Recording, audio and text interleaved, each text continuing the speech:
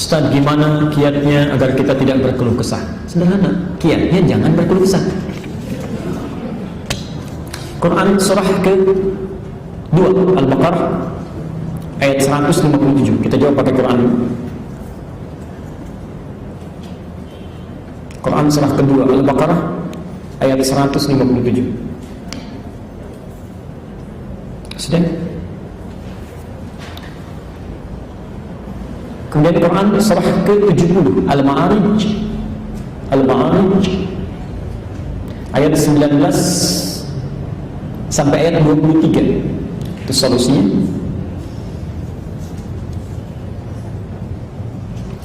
Dari mana tahu solusi itu? Dari Quran surah kedua Al-Baqarah ayat ke-45. Pelan-pelan. Sudah? Di satu Quran surah kedua ayat 155, kedua Quran surah ke-70 ayat 19 sampai 23, ketiga Quran surah kedua kembali ke Al-Baqarah ayat 45. Sekarang lihat keterangannya. Biasanya kalau yang dikeluhkan itu apa, Bu? Pak, yang dikeluhkan dalam hidup masalah kan? Ya. Biasanya orang cenderung mengeluhkan masalah. Kalau tidak ada masalah, tidak ada yang dikeluhkan.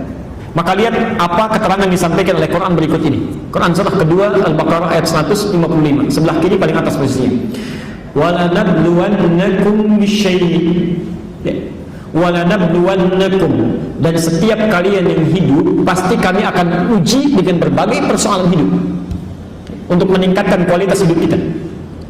Perhatikan rumus Qurannya ya. Ini rumus dalam Al-Quran.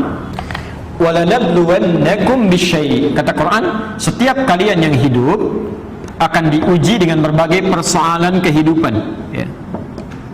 Bersanding lurus dengan masalah, ya. Lihat rumusnya. Hidup berbanding lurus dengan persoalan, dengan masalah, ya. Artinya setiap orang yang hidup pasti punya masalah, ya. Ingat betul ya, setiap orang yang hidup pasti punya masalah, karena masalah ini diciptakan untuk meningkatkan kualitas hidup, ya.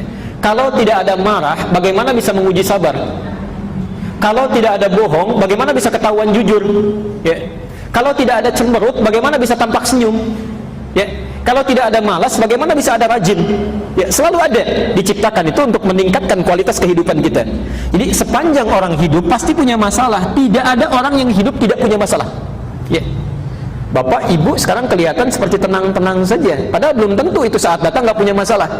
Ya mungkin di hatinya sedang ada gejolak, ada persoalan. Pasti setiap orang hidup punya masalah. Saat Anda mengatakan saya ingin tidak punya masalah, maka seketika sebetulnya sedang menciptakan masalah, ya. Seseorang berpikir tidak punya masalah, itu sedang mengundang masalah. Jelas sampai sini? Ya. Jadi kalau ada orang misalnya tidak ingin punya masalah, itu sama dengan dia tidak ingin hidup. Hidup berbanding lurus dengan masalah. Saat orang tidak ingin punya masalah, itu sama dengan tidak ingin hidup. Pertanyaan saya, Bapak Ibu ingin punya masalah atau tidak? Sudah. Kenapa mengeluh? Dijawab tidak, takut tidak hidup, ya. Dijawab ingin juga repot, ya. Sekarang lihat, ya. Nanti kita lihat bagaimana cara mengatasinya. Bisyai, bentuknya macam-macam, ya. Minal khauf, ada khawatir, ya. Ini sudah mendung, pikiran sudah fokusnya kemana-mana, gitu ya. Ada yang mikirkan jemuran, mikirkan banjir, mikirkan hujan, macam-macam bisa terjadi. Walju, lapar, ya. Barangkali yang berangkat belum makan dulu. Ya, Ustaz, kapan selesainya? Udah 2:30, belum beres 3 misalnya. Ya, ada macam-macam, ya. Wa naqsi minal amwal, kekurangan harta benda. Wal anfus, sakit sampai ada yang meninggal. Yang paling menarik, wat thamarat. Di situ diartikan apa? Buah-buahan. Padahal itu bahasa kiasan, ya. Ibu kalau nanam sesuatu, bapak nanam sesuatu sudah tumbuh, yang mau dipetik apa ya? Buahnya. Itu bahasa kiasan. Di ada orang sudah menanam modal dengan tenaganya, dengan berbagai halnya, tiba-tiba setelah mendapatkan keuntungan, keuntungannya diambil direbut oleh orang lain. Ada yang begitu. Itu bahasa kiasan. Ya, itu indah sekali kiasannya, ungkapannya, ya. Nah, ini semua masalah dalam hidup yang niscaya kita hadapi. Kata Allah, cara menghadapinya jangan berkeluh kesah. Karena saat kita berkeluh kesah pun masalah tidak akan hilang, ya, tampak masalah juga. Kata Quran, wa basyiris sabirin, berikan kabar gembira pada orang-orang yang sabar. Ini kuncinya. Yang pertama, kawan-kawan, kalau Anda sedang mendapatkan ujian, kata Al-Quran, sabar, terima dulu saja, terima dulu, ya. Jangan mengeluh, ya. Bagaimana cara menerimanya? Al-Baqarah ayat 286. Pelan-pelan. La yukallifullahu nafsan illa, yakinkan pada diri kita bahwa masalah yang kita hadapi ini tidak mungkin kita lalui kecuali sanggup mengatasinya. Ya. Lihat rumusnya Bu ya, Pak.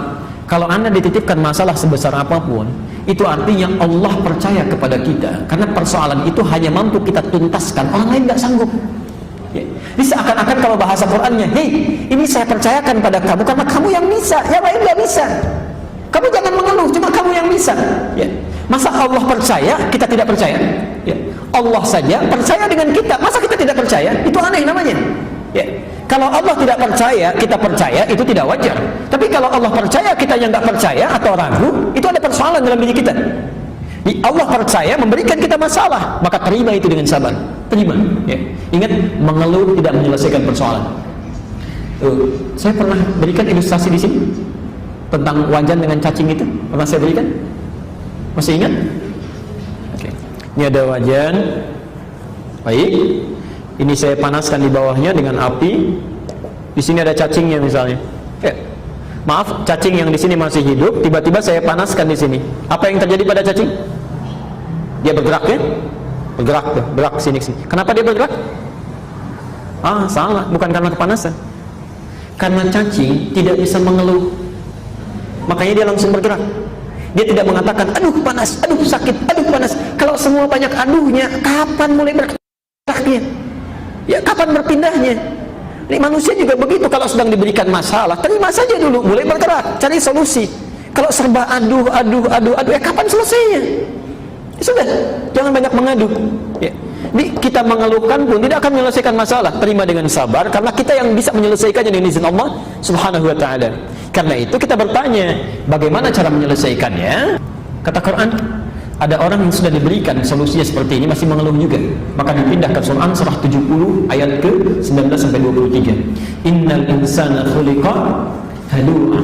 Ya, sungguh manusia tercipta dengan perasaan seringkali berkeluh kesah. Jadi kalau ada yang manusia yang berkeluh kesah, itu bagian dari kehidupan, wajar saja. Yang tidak wajar terus-terusan mengeluh, ya. Atau mengeluhkan sesuatu yang bukan urusannya, ya, itu bermasalah itu, ya. Tetangga yang beli pot baru, kok ada orang yang iseng gitu ya memikirkannya, kan jadi persoalan di situ. Baik. Nah, idza massahu syarru jazua, kalau ditimpa kesulitan, berkeluh kesahnya cepat kepada Allah. Ya. Wa idza massahu khairu manu'an. Tapi kalau misalnya diberikan apa yang diinginkan, terputus ibadahnya. Ya, maaf, ini sindiran yang sangat tajam. Bahkan ada yang keluh kesahnya dengan ibadah, Bu, Pak. Jadi kalau maaf ya, gajian belum turun, PHK terus banyak, tahajud rajin, ya, puasa mulai tambah. Tapi kalau sudah diberikan apa yang diinginkan, terputus semuanya. Lihat caranya satu. Kalau Anda sedang mendapatkan kesulitan, ada persoalan, maka illal musallin, kecuali orang yang sholatnya benar. Maka setiap kesulitan yang Anda bawa dalam hidup, mohonkan kepada Allah solusinya saat sholat, saat sujud tulitan, saat sujud. Maka turun ayat Al-Baqarah ayat ke-45 tadi yang ditulis terakhir. Wasta'inu bis-sabri was-salat. Pelan-pelan. Wasta'inu, jika Anda punya kesulitan dalam hidup, kemudian berkeluh kesah, mintakan pertolongannya bis-sabri, terima dulu dengan sabar tadi. Was-salat, saat salat itu mohonkan solusinya kepada Allah, tumpahkan kepada Allah, mintakan, ya. Bahkan nanti setelah kita bahas ayat yang kelima di hadis qudsi Abu Dawud nomor hadis 821, ternyata Masya Allah, Allah itu sedang menunggu kita dalam salat dulu, Pak. Inilah rahasianya kenapa salat dalam sehari sampai 5 waktu. Ini rahasianya. Ternyata salah satunya supaya Allah memudahkan segala urusan kita. Ini kita ditunggu itu. Tidak mungkin ada orang dari duhur saja tadi sampai asar yang tidak punya kebutuhan, pasti punya itu. Dia Allah tunggu. Seakan-akan kita ditunggu sampai dengan sholat asar. Ketika kita mengatakan sebelum sholat, kata Allah wasta'inu, catat kebutuhan kita.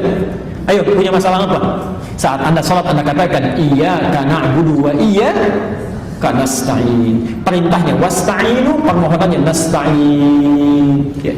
Di solusinya supaya kita tidak banyak berkeluh kesah dalam kehidupan. Yang pertama, perbaiki kualitas sholatnya. Perbaiki kualitas sholatnya, ya. Yang kedua,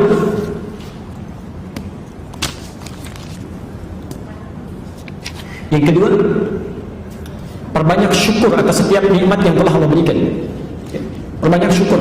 Ya. Syukur itu akan menghentikan keluh kesah biasanya. Ya. Jadi kalau orang sudah banyak mensyukuri nikmat yang Allah berikan, maka keluh kesah akan berkurang. Ya. Akan berkurang. Ibu bapak sekalian, catat betul ya kaidah dalam nikmat ini. Biasanya sesuatu begitu sangat diingin-inginkan, begitu berharga, itu karena belum didapatkan. Ya, karena belum didapatkan. Tapi kalau sudah diperoleh, biasanya berkurang kenikmatannya. Coba ibu waktu belum punya mobil kan harap-harap punya ya. Nambah, begitu punya kan pertama kali punya itu rasanya luar biasa ya, luar biasa. Tapi kalau sudah sering-sering dipakai, kan rasa itu sedikit-sedikit hilang. Ya. Ini segala sesuatu yang sering diharapkan itu karena belum didapatkan, karena belum didapatkan. Artinya apa? Artinya perasaan manusia yang sering muncul rasa ingin banyak kenikmatan itu karena banyak keinginannya, lupa bahwa Allah telah memberikan sesuatu yang tanpa dia inginkan pun Allah sudah berikan. Nah, kalau Anda sering melihat kepada kedalaman apa yang sudah Allah berikan, maka keinginan-keinginan itu akan mulai sedikit banyak ditekan. Ya. Ingin itu sumbernya dari mana? Ingin sumbernya dari mana? Nafsu. Nafsu itu terulang sebanyak 115 kali dalam Al-Quran. Lawannya takwa. Takwa terulang sebanyak 115 kali dalam Al-Quran. Jadi kalau Anda meningkatkan takwa, maka otomatis nafsunya ditekan. Jadi kalau nafsunya sudah ditekan, keluh kesah tidak akan muncul. Nah, cara meningkatkan takwa itu banyak di Quran. Bisa dengan puasa, bisa dengan sholat, bisa dengan baca Quran, dan yang paling hebat itu menunaikan puasa. Karena ketika Anda puasa, maka semua sifat-sifat ibadah yang lain akan mengikuti. Ya, akan mengikuti. Coba lihat orang tidak puasa, jangankan sholat sunnah, sholat fardu pun bisa terlambat. Tapi orang puasa, jangankan sholat fardu, sholat sunnah tidak mau ketinggalan. Ya. Ibu saat puasa bisa nggak mau nggak baca Quran, selalu ingin baca. Tapi saat tidak puasa belum tentu baca Quran. Anda saat tidak puasa, di jalan ada yang minta, walaupun di hadapan mata, belum tentu diberikan. Tapi kalau sedang puasa, jangankan yang kelihatan, yang nggak kelihatan akan dicari-cari itu. Mana fakir miskin, mana anak yatim, akan diberikan. Jadi kalau Anda sedang berkeluh kesah, ya yang pertama tadi terima dengan sabar. Yang kedua banyak bersyukur. Yang ketiga tingkatkan ibadah. Ya. Yang keempat, pahamkan pada diri kita bahwa berkeluh kesah tidak menyelesaikan persoalan.